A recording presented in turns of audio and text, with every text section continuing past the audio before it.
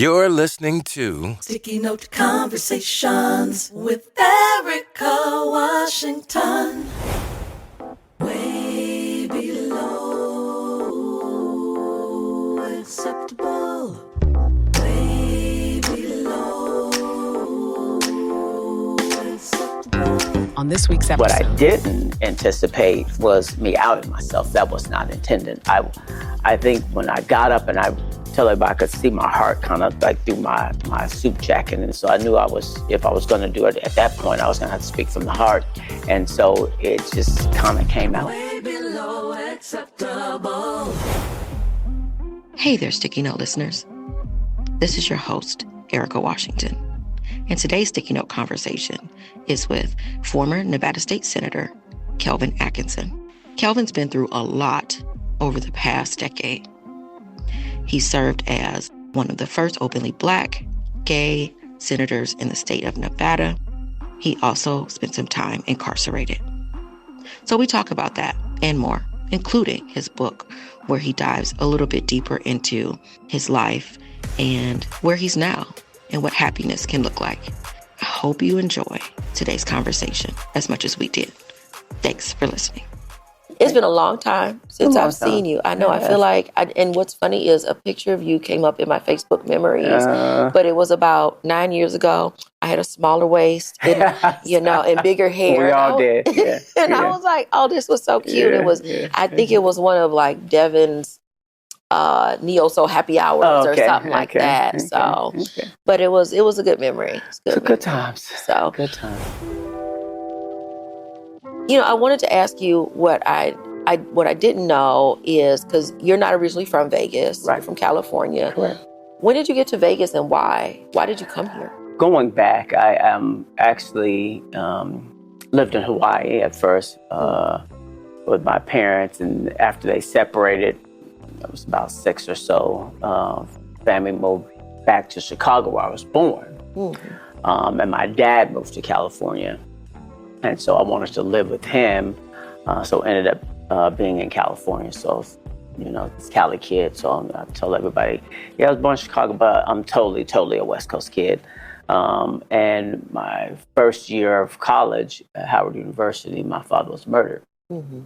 And so my grandparents no longer wanted to be in California, so they moved to Vegas. Mm-hmm. And I tried to go back to school, but it was really difficult emotionally for me. So I ended up joining my grandparents here in Las Vegas and found that I really liked it and liked the community, loved the people, enrolled in UNLV and kind of finished my political science degree and it just became home. Mm-hmm. Yeah.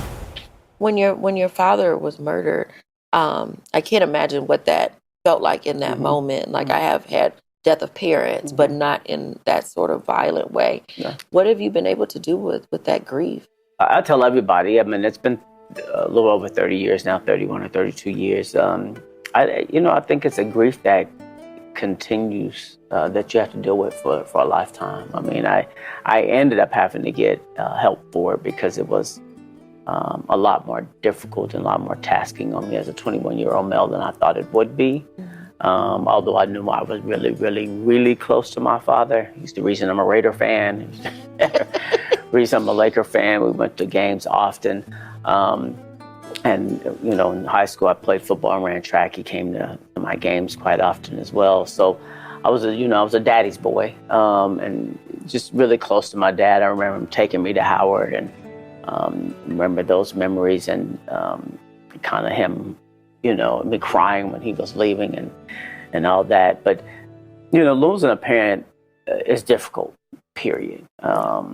But losing one to such a senseless tragedy is it's just, you never, life doesn't prepare you for that. Mm-hmm. And it is something that, again, I still have days that I cry. I still have days that I cry. There's been times of where I should be happy and excited, that I kind of, am sad because, my dad's not here, or, difficult times, wish he was around to help me get through and navigate through some difficult times. So I mean, it's tough. It still is tough. But, you know, I try to hang on to the good times and remember the very, very good times we had together. Yeah, I think I was just talking to someone else about it, about how grief just sort of sneaks up on you. It does. You know, it don't ask permission to show up. So. Absolutely. It shows up when it wants to. And it could be at the most, like I said, inopportune times. You're supposed to be celebrating, you know, birth of my child. I'll never forget, you know, the feelings of him not being there, you know, first getting elected, you know, being in the Senate and then, you know, elevating to majority. The same thing. It just, all those moments always kind of have always had him in mind and kind of what he would be thinking, what he would be doing. You know, I just, you know, what the look on his face would be, you know, what would he be telling me? Just stuff like that all the time. Yeah. So you went to school for political science. Correct. So did you always know that you were going to run for office? And Never. You know, when I initially started my political science track, which was after high school, I thought I was going to get into law. And my dad always, you should be a lawyer, you should be a lawyer.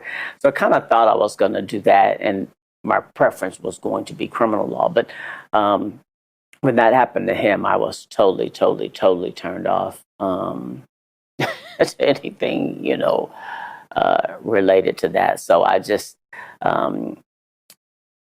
I didn't know that I wanted to chart a course for myself that would be long lasting. And I knew I wanted to get into government at some point. And so I gave that a try and became very successful. So, you know, I did 27 years with the county and retired rather early.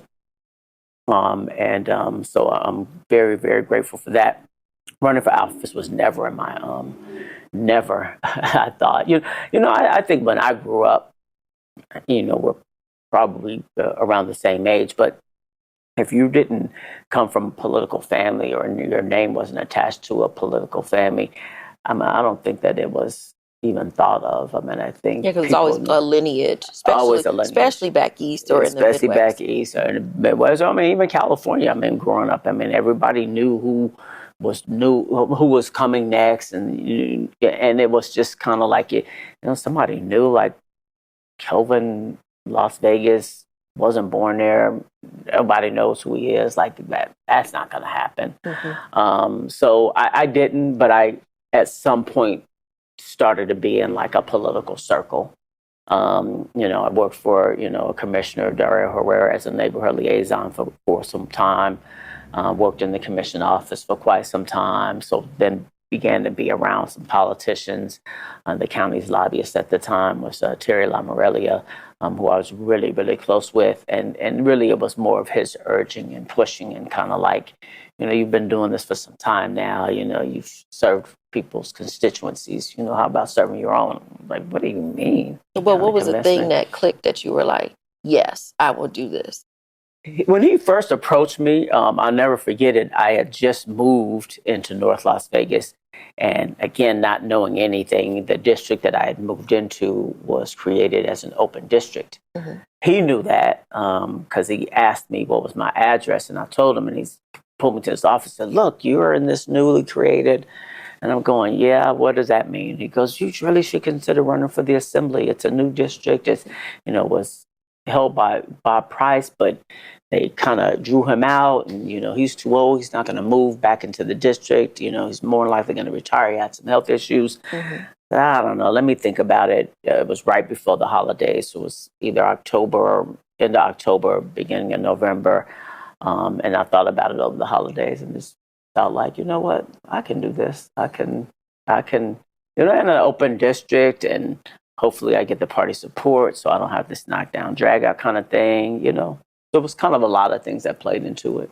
Yeah. But in the end, I ended up not running that way because Bob Price at the last minute did move back into the borders of the district and decided he was going to run. So what I thought was running in this unopposed Democratic district, I'm now running against a 28-year incumbent in a district that was 67% white. And, you know, he's an older white guy and I'm this young black guy. So, yeah. So, but you won. But I won. I won. So when you won, and then you stepped foot into Carson City, like, what was that? What was that feeling like to be there and know that now you hold this responsibility of actually representing all these people, even the people who didn't vote for you, the 67% of white folks, you still represented them. Right. How did that feel? The good thing is, so when we delved down and tried to, because that was the year after redistricting, we found that 63% of the district was parts of his old district, and 37% didn't know him. So we were initially let's focus on the 37%. They don't know who he is, although he's 28 years. Let's focus on them, and then we'll, try to break into that 63% at some point. And then we decided to do that, and then come to find out that they didn't know him either. Like, he hadn't been in the door, and they just knew his name, and they just voted for him, but they didn't know him. But they knew me because I was at their door. And so what we didn't know on election night, it was ironic, because I won 63 to 37%, which was the direct margin of what the district was. So a lot of people that don't look like me voted for me, obviously. But going to your other question about going to Carson City, this was a different beast. I mean, I was 33, I knew it all. I've been in county government. As we do when we are young. That's right. I'd been in county government at that time 12 years, because I started the county at 21 as well, 21, 22. And so I thought I knew it all. And county government and state government, two very, very, very different beasts. So it took me a while to find my footing. I remember I was the quietest. I mean, anybody can tell you I was just so quiet, so shy, but I think people thought, oh, is he getting it? Or no, I was a sponge, and I just felt like I didn't need to rush. This whole now, I think that now era, because we do have term limits. When I went in, we had just started term limits, so there was a lot of people that were there 20, 25 years, like a lot of people. And so I don't think there was ever a rush to kind of be a committee chairperson or to try to be the speaker or to try to be the majority. I think everybody was kind of like, okay, it's going to be a while in that era. But I think that dynamic has changed because now it's 12 years. And so, if you're not chairing a committee after, especially in the majority, if you're not chairing a committee after, 4 or so years, you're kind of like, okay, when is my turn? Yeah. So the dynamics have changed so much, but it is a different beast. You have, another thing in the county, you don't have, thousands of lobbyists running around the building. So that was different, and people approaching you about, what they perceive, and you're thinking that they're all going to be in your office, but they try to catch you in halls, they try to catch you in the bathroom. So it's different. That building's a lot different than local government. It really is. So you spent how much time in the assembly? 10 years. 10 years in assembly, and then to the 7 in the Senate. And so, of all the legislation that you worked on, what are you most proud of? There's quite a few things that I'm most proud of. I mean, I'm very proud of what we have been able to accomplish in the state with solar. So I was a big player in that with Senate Bill. Well, at that time it was Assembly Bill 123. What we were able to do. I mean, they were about to start leaving the state because we didn't have a mechanism in place for them to operate. And operate in a way that, was friendly to customers, customers want solar, but they don't have $30,000, they don't have $40,000. So working with the industry and figuring that out, and with NV Energy, so that NV Energy can relax some things to kind of allow it to happen as well, which I worked really, really closely with them. That's one of my signature ones. Obviously, I'm very proud of the radio stadium. I think it is, and very glad that I was asked to be brought in early to help navigate that bill, because I always felt that the stadium was less about the Raiders and more about what it would do with revenue in our state. And I think everyone can admit today that it's probably overexceeded our expectations when it comes to the revenue that the stadium has produced and what it has done to our city. I mean, I think teams bring people together, and I think we've seen that with the hockey team. They win more than the Raiders, and and the WNBA and some others, and soon to be baseball, and soon to be A's, and if you've lived or brought up or been in the cities where sports was a major component, I think some folks in this city had issues because they have not been around it. But if you've been in cities where sports teams and others drive certain things and economic force, I mean, you look at Raider games, I mean, they're probably 65% visitors. But, I always said those people aren't coming here for the day. They're coming for the weekend, and they're spending money. And our mantra in the state's supposed to be put heads to beds, and they're definitely going, spending nights in hotel rooms. And so, I think that has changed some people's minds, and I think people are a lot more happy with that. Some stuff I've done in the transportation, although look at it now, Jesus, I mean, we have a cone on every corner. But that's a good thing, too. The good thing is that... I call it the state flower. It is the state flower. But the good thing is that tells you that we have transportation dollars. And I remember at one point we didn't have any. And I remember Congressman Horsford now, but was Senator then. We had to work, he and I worked together on a bill to produce transportation dollars because we didn't have any. And so those are some of my very proud moments in legislation. And obviously I can't get around, 2013 when I gave the speech on marriage equality. So let's talk about that. Let's talk about why you decided at that moment to stand up on the floor in Carson City and announce that you were Black and gay. I mean, I knew you was Black. But I was like, oh, look, he's telling everybody. Okay, but what was that moment that you felt like, you know what, I need to say this like this? I kind of remember the moment like it was yesterday, but I didn't remember what I had done. So I sat on the committee where the bill came from. And so... And what bill was this? It was, I don't remember the bill number, and I don't know why, but it was marriage equality. Okay. And so I sat on the committee where the bill came from. And so when the bill came to the floor, I just had told myself I wasn't going to speak on the bill, that I knew it was going to be a contentious bill. The Senate was pretty close in vote. I mean, I think it was only 2 or 3 member majority. And so I wanted my colleagues to kind of have their say, the ones that weren't on the committee. And I knew there were quite a few Republicans in opposition, and, and they should be heard too. And so I felt, well, I've said enough. I've spoken enough in committee. Well, Aaron Ford, I remember, stood up and said how at one point in his life he was against it. And he spoke about how things have evolved, how his thinking had evolved, and why he was now for it. And then Justin Jones got up and was teary-eyed and crying about it, and expressed his support for the bill and why, and even said, probably the district that he represents, taking a chance of losing this next election. And after they spoke, I said, I just can't sit here and not say anything. And it was in the wee hours. It was probably after 1 a.m. or close to it. And I just felt like I couldn't.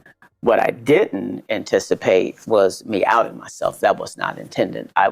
I think when I got up and I tell everybody I could see my heart kind of like through my suit jacket, and it was just pumping.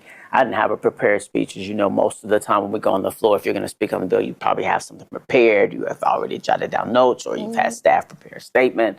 So I didn't have anything. And so I knew if I was going to do it at that point, I was going to have to speak from the heart. And so it just kind of came out. And I still didn't realize it, and I didn't realize the magnitude of it until I sat down, and then my Twitter feed started, like I could see it started going crazy. And then I was like, oh my gosh, what did I just do? And still not realizing that I went to home after, and I know it was probably 2 or 3 by the time we all got home. And I woke up the next morning, and gosh, my Facebook, it was like at capacity. My Twitter, I couldn't, it was just overloaded. I couldn't get onto my Facebook. What were folks saying? It was 99% positive. People it had gone viral. So it was on every news station. CNN was calling, Fox was calling. It was for me, and being a politician and that was my viral moment. And didn't even know it was happening, because again, the back east is before us, right? So I'm still sleeping. Like my phone is like, I walk in and my secretary is going, I don't know what to do. I'm not a press secretary. All these people are calling and they're coming, and so. And so it really was probably the highlight of my legislative career without even intentionally. To be honest with you, unfortunately, it would be scarier now. I think the way that politicians and people are exposed today is a different animal. When I first was elected, we didn't have to deal with all the social media. We didn't have to. I tell everybody all the time, when I was younger, when we heard about something that happened in D.C., it was a week old already. Yeah. And when we heard about something that happened in D.C., the votes were already done. These people are gone, probably on vacation already. Now it's instant. Yeah. And if it's not instant, there's a price to pay. Such and such day, yesterday did this. You haven't done anything. Just yesterday, give me a chance. Like right. It just happened, So they're under the microscope a lot more, but it also opens them up to someone going rogue. I mean, you see what happened with Nancy Pelosi. I mean, you see what happened to the governor's mansion. The governor's mansion in Pennsylvania. How does that even happen? A guy gets in and sets it afire. Like, how does that? The governor has detail like that. Right. The secretary, what's her name, has her purse stolen at a restaurant the other day. Was the press secretary? Her purse gets stolen. Like what? Yeah, she has detail also. I would assume. Yeah. So it's just I think we're just in different times right now, and to me they're scary. It's scary. How people want to make a name for themselves off the backs of other people, at the detriment of other people. And so it's just, I think today I probably would have been a lot more scared because, again, for the people that are against it, what are they going to do?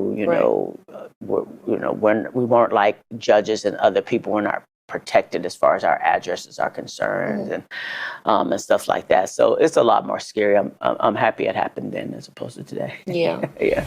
You said that you didn't realize that you outed yourself. I didn't. And so I don't know that I knew, and I mean, in even reading in the book, that it was a secret. And not so much that it's always been sort of weird to me that people have to make an announcement about anything. Absolutely. But for the LGBTQ community, it does seem to be where people expect some sort of this is when I came out. Like you have to have this moment. Yeah. But for you, I think, one, I don't think that I didn't know, but I don't think that I'd ever really thought about it. So I didn't think about it as that was even a moment of outing. It's just you just happened to just say it louder to other people who may not know you at all. And I think you just hit the point. It was the people who did not know me because my family knew. I mean, I had a partner for years. My daughter knew. My daughter's mom, everyone around me knew. Right.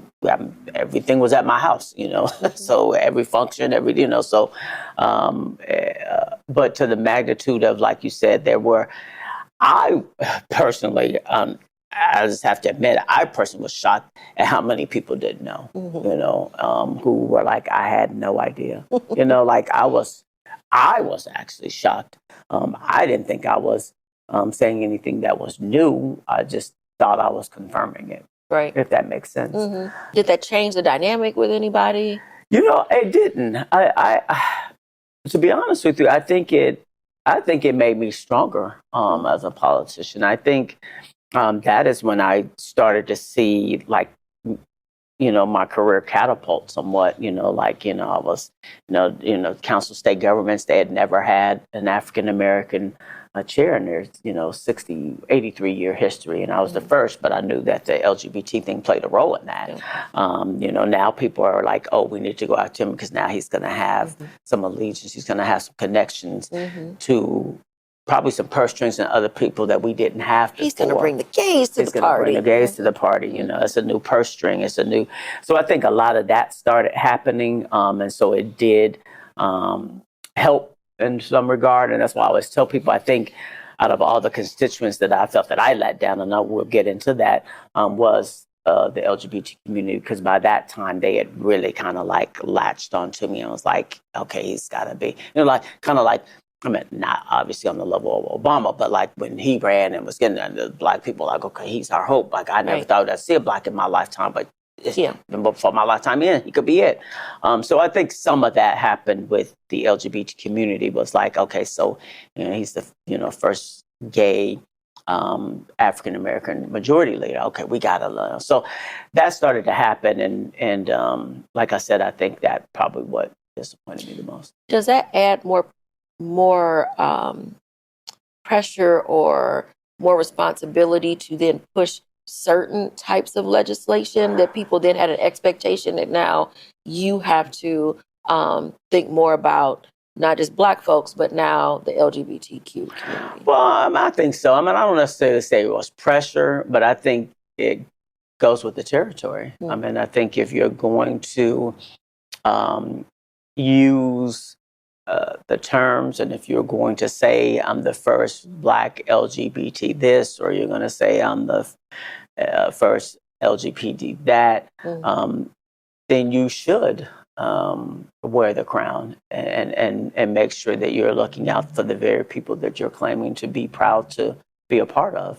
Mm-hmm. So I don't know if it's pressure. I think that it does change a little bit of that. Like before then, I'd never introduced bills that were quote unquote LGBT. Now I've co-sponsored and I've helped.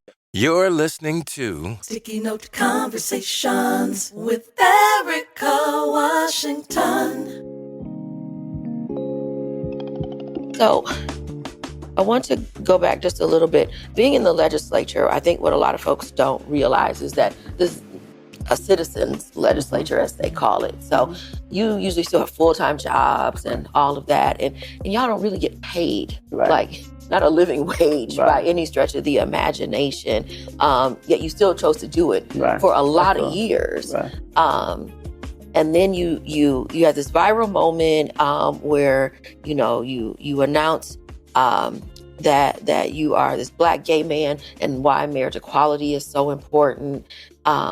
And then there is some backlash to it. There's some issues with that. Why keep doing it? Why stay in this space where, one, you're not getting paid a lot to do it, and politicians, it is really a thankless job in a lot of ways. And if things don't go well, it's your fault. You're the first one that's blamed, no matter what the bigger picture is.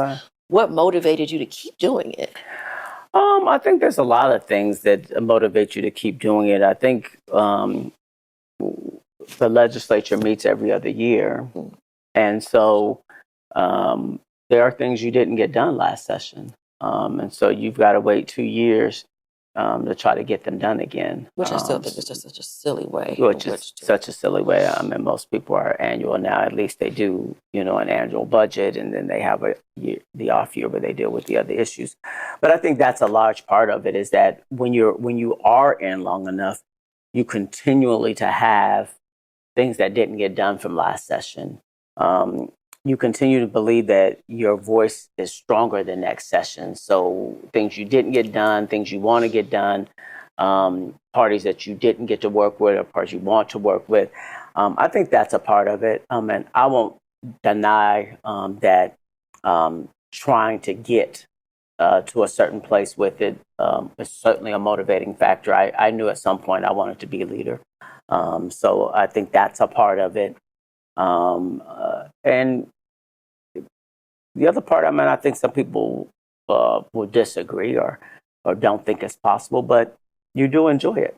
I enjoyed it. I enjoyed the work. I enjoyed being incarcerated. Yeah, the pay didn't align with it. And being 32 first running, and I would tell somebody don't do it and make your money first, and then kind of let that be like a retirement job after. Most certainly, because it is hard. It's hard when you have a family, having to live, in Carson City for 120 straight days, and the rigmarole going back and forth. So, those dynamics do, but the longer you're in, that process becomes easier. It becomes easier. You know how to navigate more. You know how to get to and from faster. There's just a lot of things that change. And so it didn't become as much of a burden as some people think. But it is funny when you say about the livable wages, because politicians and Congress and Senate and that we fight for people to make a livable wage, but ours were never where they were supposed to be. So just always the idea. It doesn't make any sense. Yeah. So you get to be the majority leader. You get into that space, but then not long after that, everything starts to crumble right around you. And I remember that time. I remember when you became Senate Majority Leader, and that was a big deal. Absolutely. That was a really big deal for you as a Black man to be this Senate Majority Leader, and to have your spouse there with you and all of that, and then then it was just seemed like there were just rumors floating around, right? Like no one knew exactly what was going on and what was happening, and so when you talk about it in the book. But what I really wanted to understand is how did this all come to be? How did it get to a place where, because you had other business things that you were working on. You had your the Urban Lounge, which was a great little club. It was a beautiful space, and the community liked to come out and hang out, a lot of good times, right? So you're also being an entrepreneur at the same time. Where did the mistake happen? So, let me see. It's funny because for a while I wasn't able to talk about it, and now. Was that because it was hard, or because just you couldn't talk No, just legally I couldn't. Right. And so I would say it wasn't anything that happened overnight, right? If you look at what they alleged their investigation covered a 10-year period, which got progressively worse, as they claim. I think at some point, so my attorney likes to explain it, he commingled funds, and his accounting got sloppy. So I think that combination of those is what doomed me most. And this is the way I kind of explain it. So years before this, if I went to Costco and I spent $700, I always made sure, I'm not going twice. So, whatever I bought campaign related, I put here, and whatever I did personal, I did here, and immediately paid that. So I got lazy. So instead of those things happening over those 10 years, if I went to Costco this time and I bought mostly campaign related stuff, then I just built both. I just left it that way. And then when I went another time, even though I bought campaign stuff and I bought stuff for the house, then I paid personal. I just left it that way, which was a horrible way to do it. But I got lax and I got lazy, and I was like, I'm tired of kind of doing this. And is it overwhelming? I don't compare myself to any other politician or campaign person or candidate. What I do know is I took my job very seriously. I took campaigning very seriously. I don't care who my opponent was. I walked every single door, every single campaign. And I had campaign workers and people that were just as committed. So, you could look at my face. People always knew. They always said, gosh, you run your campaigns like you're running for Congress. You always have 20, 30 walkers. I took care of them. And so if I was spending, $400, $500, $600, $700 a week at Costco, it was because every day I took care of them. They never left hungry every single night. It was a catch to have them there every day. But most of my friends worked, and so they worked 8 to 5. And so they're coming to my house at 5:30, putting on a t-shirt, running out. So yeah, they weren't able to cook anything. So I took care of that 95% of the time. We had weekend walks every Saturday. I made sure we had a barbecue every Saturday. I made sure they were taken care of financially. All of them, did very, very well. And so I just think that, getting really lax and government wasn't able to point out, he took all these extravagant trips, or he was buying diamond rings, he bought a fur coat, they didn't say any of that. What they did say was that I took $75,000 to help open my lounge, which was not true.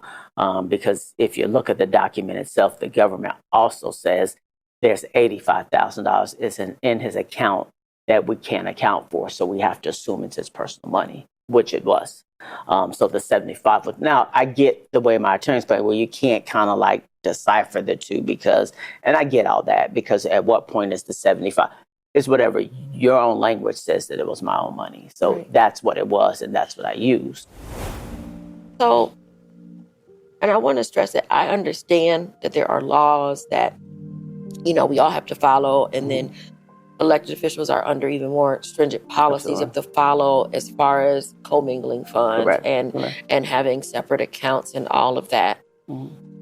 I guess part that I don't necessarily understand is, why did it have to be a prison sentence for it? Yeah. Why couldn't it have been you need to do better and maybe a fine of some sort? Or I don't know. But. No, I mean, I think you make a valid point, and I think it's the part that probably that I probably hate the most, because it is a state case, and it should have been a state case. And people before me that have gotten into this type of issue, it was a state case. They had to pay fines. Some of them are still paying fines. Like, who had something against you? I won't get into that. I think, as it's been, believe it or not, 6 years now. I mean, it really went fast. Every year I learned something different, and some people in hands that probably played a role. And 2 people I was close to. And so that hurts a lot. So what do you do with that? I don't know. I mean, I still don't even know what to do with it. Have you talked to them? I have not, I think it was pretty well known that I was more than likely going to run for county commission that next cycle. And I think it was some people that didn't want me to. Well, even so. Yeah. Even if somebody wants a job that you want, or they don't want you to have the job, but to go to these lengths. Right. I think it went too far. Because also, I feel like I've known you for a long time. You are a person who will say what needs to be said. Right. So what makes you not say, hey, I know what you did. I know. I think it's coming. Okay. I think it's coming. I think because you hear some stuff, and then you get more information, and then you get more, and it does take time, and it takes time to crack some of these things. But I'm pretty sure now I know there were 2 individuals that didn't want me there. They knew they would never be able to beat me at the ballot box. And you know what? People can say I sound cocky about that. People can say I sound arrogant about that. But no one was going to beat me in a race. And I think people knew that. I think they knew I had too much funding. I had too much of a team. I mean, even when this happened in the government, I still had $460-something thousand in my campaign. I still had that in my account. So I think people knew that. I think people knew, being the majority leader, I would even raise more. And I think they knew if I wanted the county commission seat, it would be mine. People knew that. That was also the talk of the town. And so what I do think is that the individuals who played a role didn't think it'd get that far. I think they thought that, like you said, the state case. I mean, my attorney's first question was, why are you guys taking these state cases and federalizing them? This is not a federal case. This is a state case. Why are you guys federalizing these cases? What was the answer? Well, in the federal government's defense is it was sent to the states someone filed a complaint, which I still don't know who that was. I have an idea now. But they sent it to the state, and the state said, no, we can't do this. One person said they were too close, or, Sagaski was the Secretary of State, which again should have been, but said she couldn't. And so she sent it to the Attorney General's office, who was Republican at the time, and the U.S. Attorney was Republican, and they were friends. So there's no doubt in my mind that played a role in it.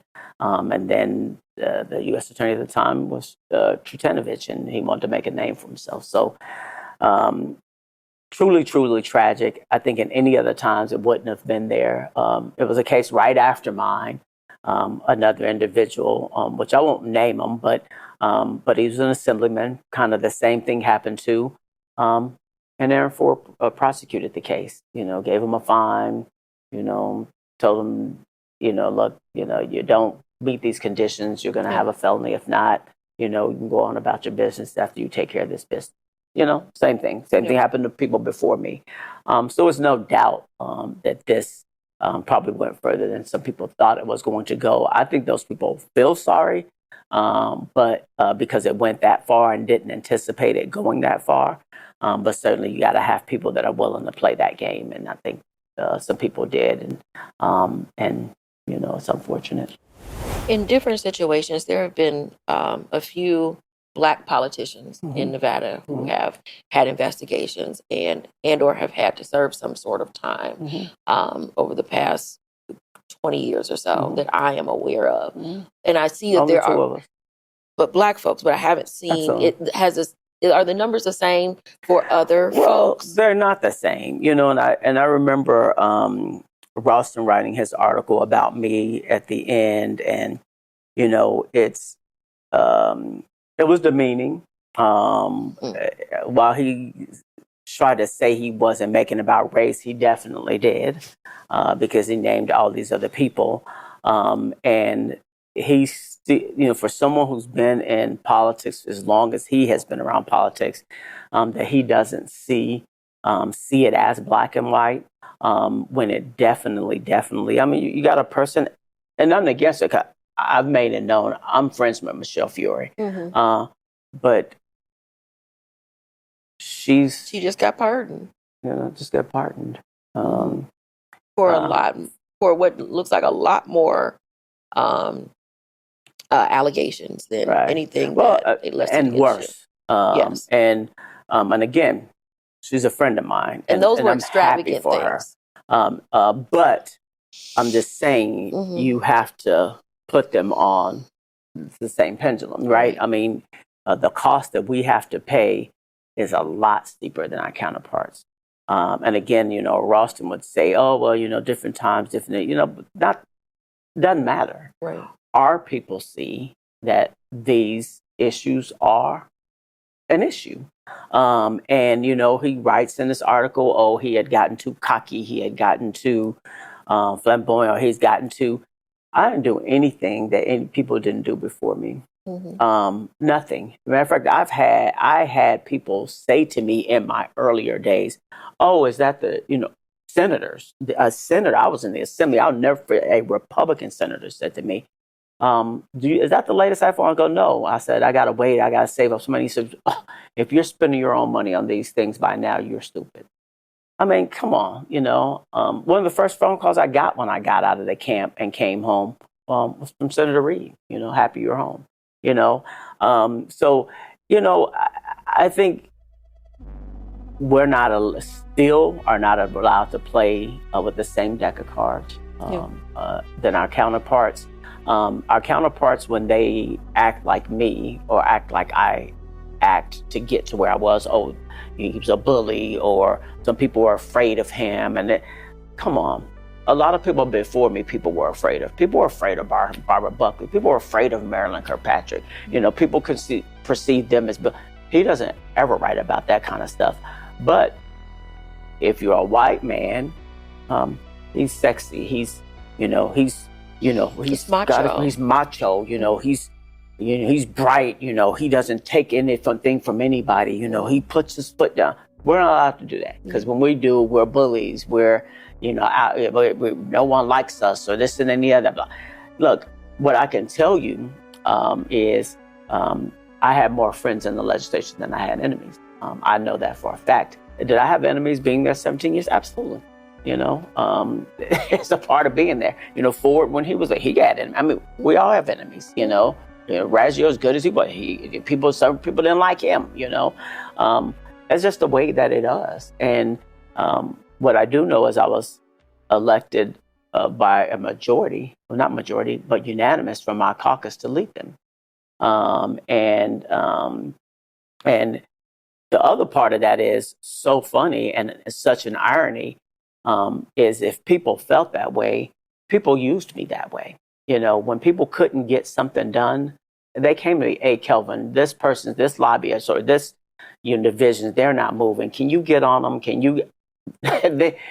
I'll never forget, someone sent Barbara Buckley an email when I was still in the assembly, and she was out by then. She sent me that email and she said, yes, you need to do this. And that email said, you guys have a bulldog in your caucus, Kelvin, use him.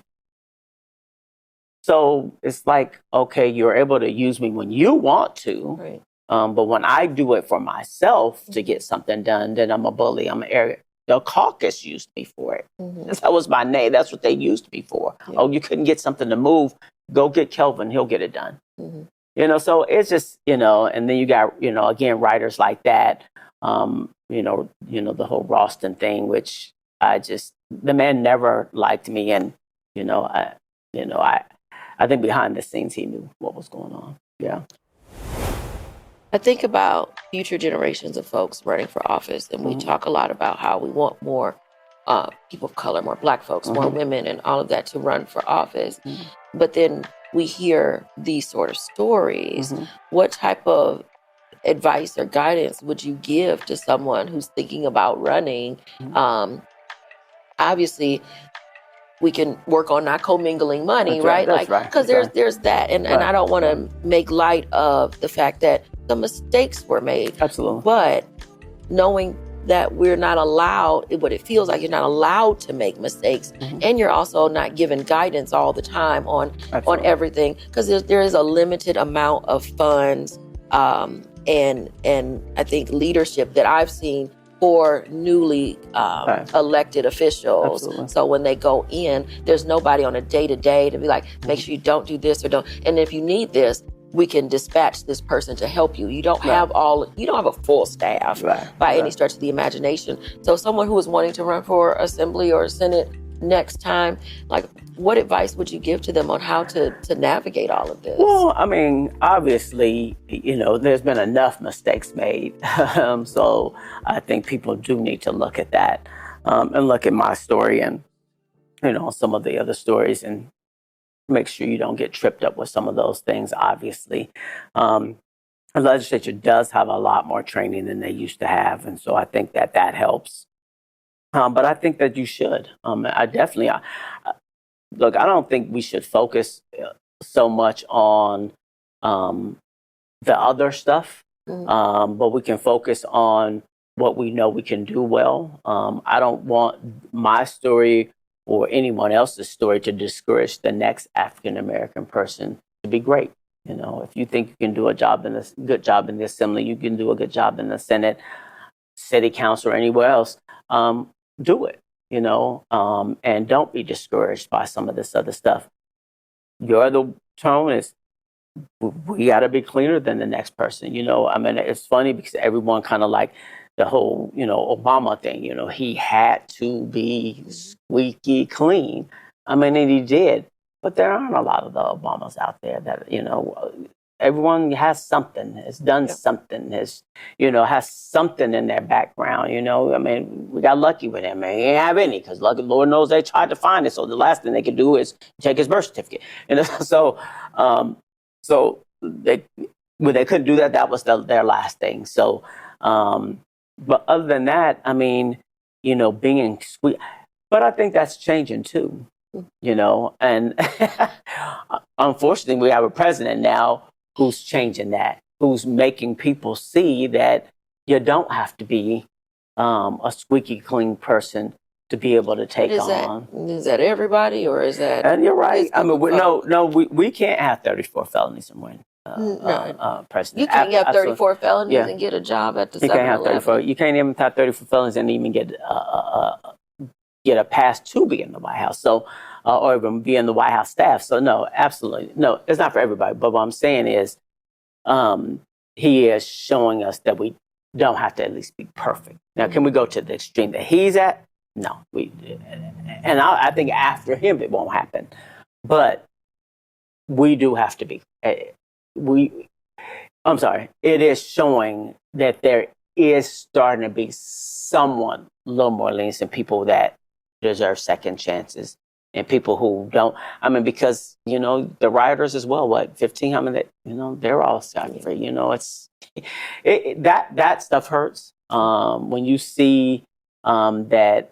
People killed people, when you see cases that have come after you, when you see, and knowing that, I reached out to try to get, a pardon when Biden was left and kind of was left in the cold, because again, it shouldn't have been a federal case and everyone knows that. But I wasn't able to get it done, but we tried. And then to see people after me get them, for the same offenses, that stuff hurt.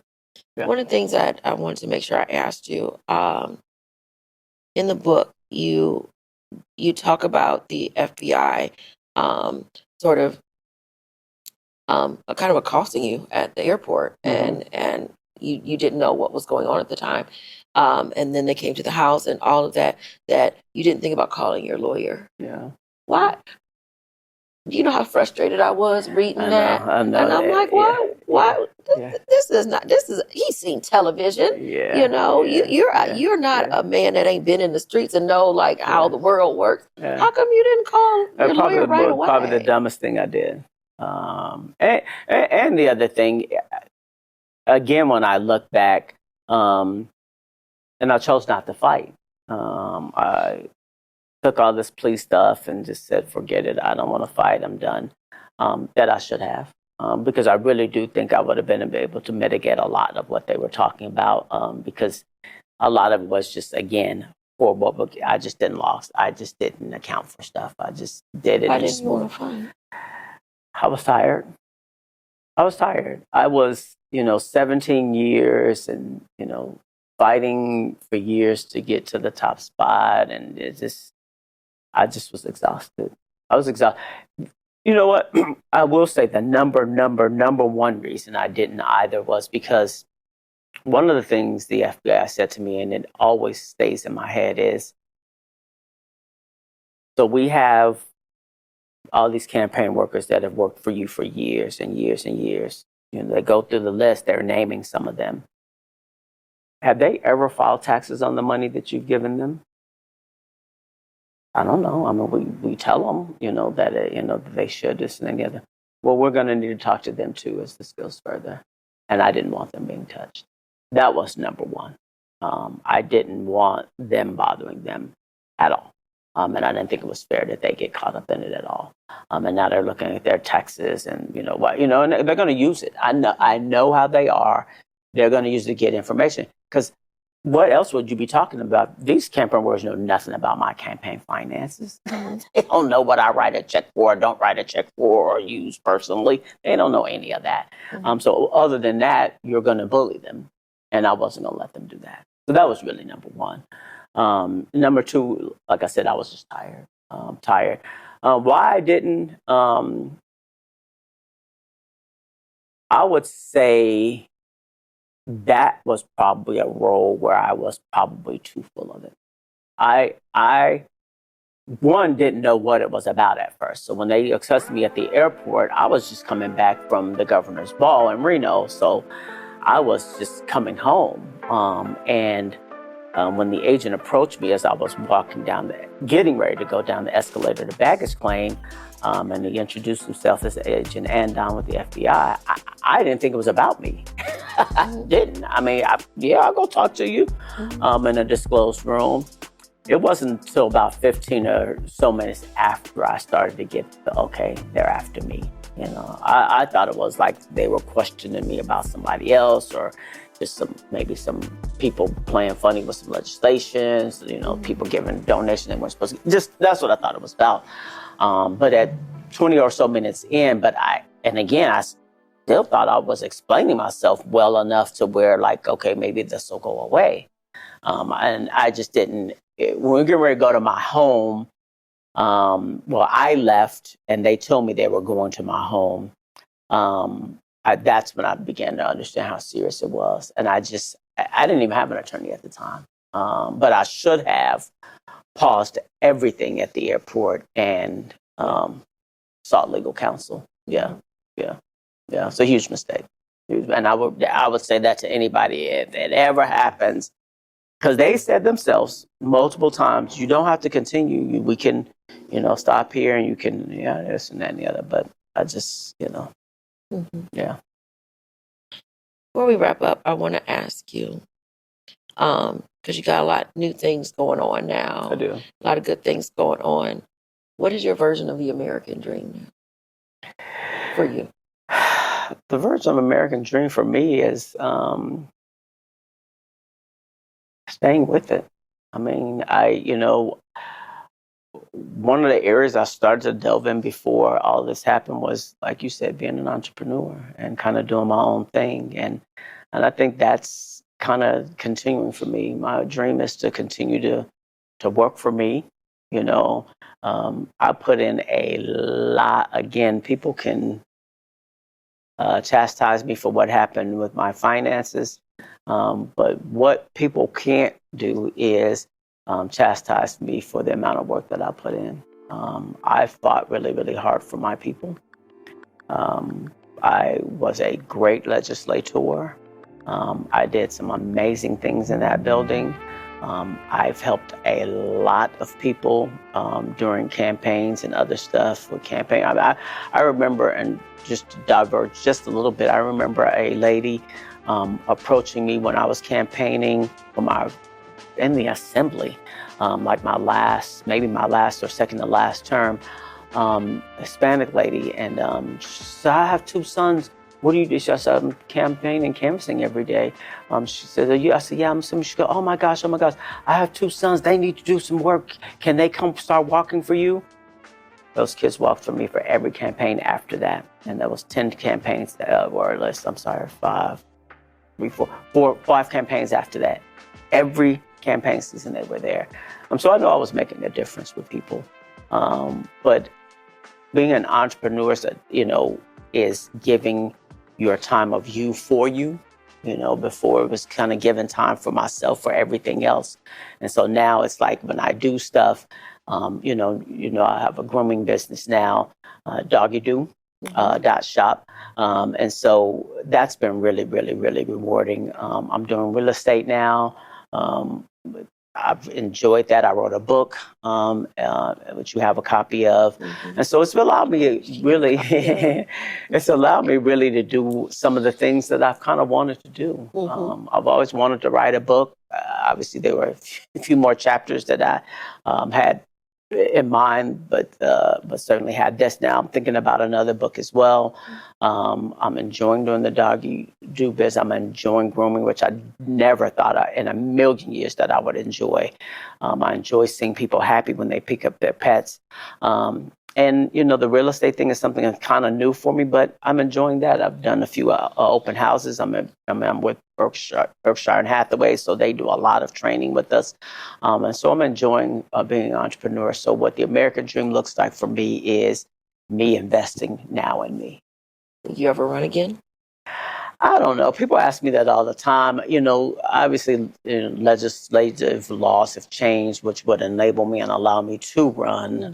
We just, have an amazing story of a young man in the West Side who has a felony background, but was able to run for office and won. Javon Jackson, yep. Absolutely. And so very proud of him.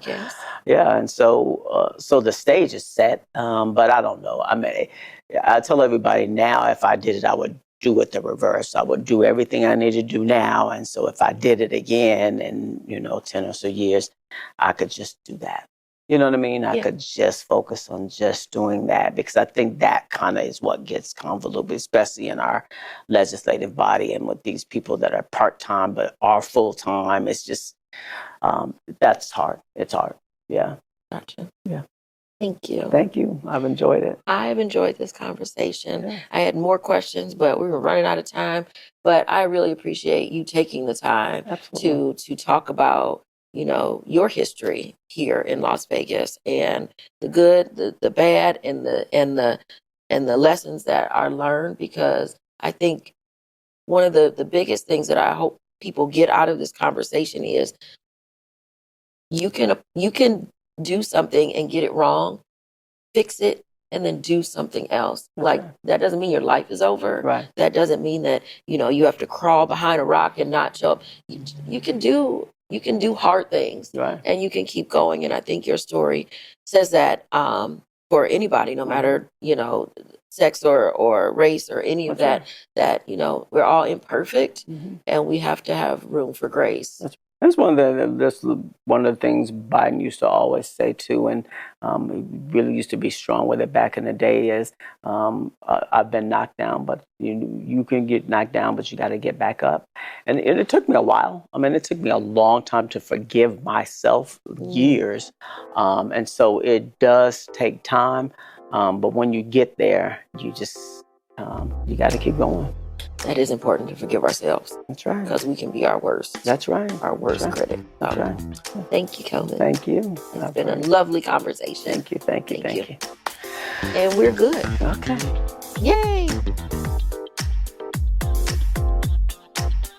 Thanks for listening to Sticky Note Conversations with Erika Washington. Hosted and executively produced by Erika Washington. With editing by Black Gypsy LLC and Simone Endres. Special thanks to KUNV 91.5 in Las Vegas. This show is powered by Make It Work Nevada, a project of Tides Advocacy. And a special thank you to Grov GT Tigue and Inohs Sivad, who made our new theme song, Way Below Acceptable.